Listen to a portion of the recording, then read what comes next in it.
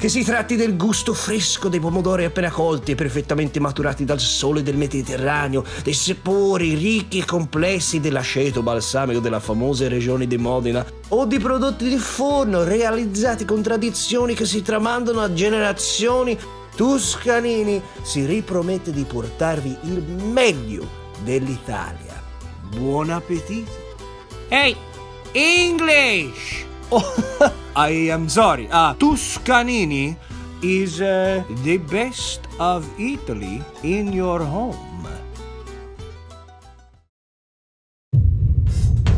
My name is Michael Gershkovich. At work, they call me Chef Mike. I'm the chef proprietor of Mike's Bistro in Manhattan. I live with my family in Englewood, New Jersey, and it's a beautiful place. But sometimes, I need to get away.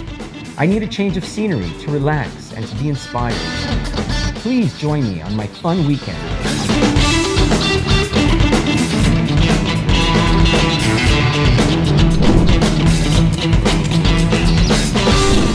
This is one of my favorite recipes of all time. This reminds me of my mother, reminds me of my grandmother, reminds me of my family. It's traditional and it's perfect for Passover. It's called Pesach Lakshan, which is Passover noodles. We use eggs. Eggs are the dominant ingredient of this recipe, of course. And I make this for my family all the time when we go away. Firstly, you need to have excellent chicken soup, which I always have. Start off with 3 eggs, whatever size they might be. These happen to be small. Most important thing, don't overthink it. Let's crack the eggs and let's check for blood spots. They're safe. Then we're gonna take half of a shell. See that? And we're gonna pour water into the shell. And we're just gonna put it right here in this cup. We're gonna take a tablespoon of potato starch. And we're gonna create a little slurry with that, just like this. This way it doesn't get lumpy. We're gonna whisk up the eggs until they're very smooth. Who thinks they can whisk these eggs with me? Can I get a little help whisking some eggs? You wanna try? Come. Okay, you continue to whisk the eggs. Okay. If the pan is too hot, they'll brown. That's not good. If it's not hot enough, nothing will cook. So finding the right temperature is very important. I think you did a good job there. Thank you very, very much. Do me a favor.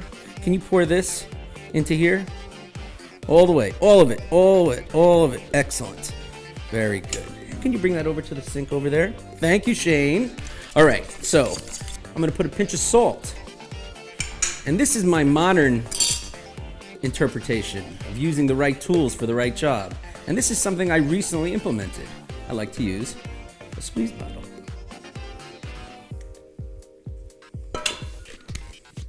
Now I have the ability to shake and keep this fluid and nice. This is the batter for the crepes. And the starch will always settle to the bottom, so you always have to keep it moving. It's time to make our crepes. All right, instead of pouring oil into my pan, I'm going to use this towel that has a little bit of canola or grapeseed oil on the edge, and I'm just gonna wipe the pan, not to leave any residual oil floating in the pan, just so that the surface is greased and there's no chance of sticking. I'm gonna give the batter a little shake. You hear that sizzle? You don't want too much sizzle, because you want it to cook at medium speed. And just move the crepe batter around, just like that. See the steam coming off of it? That's correct. Just like that. And if you want to be slick, you could do 2 at a time. Be more efficient, get a lot more done. It's a little bit hot, you hear that? Now while that's cooking, I'm gonna take a look over here. I'm gonna flip that over, see that? And let that finish cooking on the other side. And again, you don't really want browning here. You want this to be delicate and soft.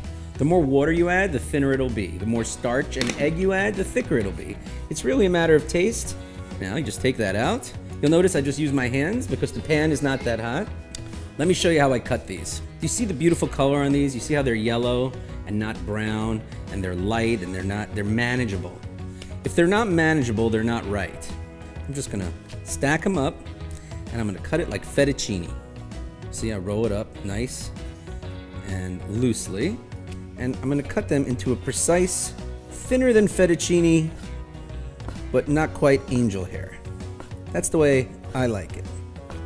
So it looks like a pasta, even though it's eggs and potato starch and water.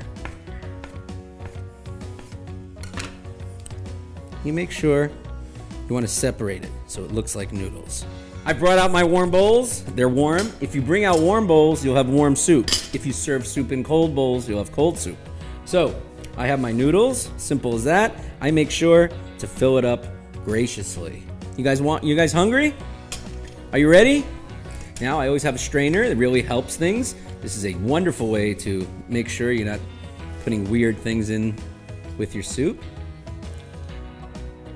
Who wants a lot? Who wants a little? Okay, then you get what you get, right? All right. Okay, here we go. You ready to try it? Okay, careful. Remember, it's very hot, so blow on it and take your time. It's clean food, it's good food, it's nutritious food, it's traditional food, it's Passover food, and it doesn't have a lot of ingredients, and it's something you can make pretty quickly. Have a very happy Passover and enjoy this recipe. Boys,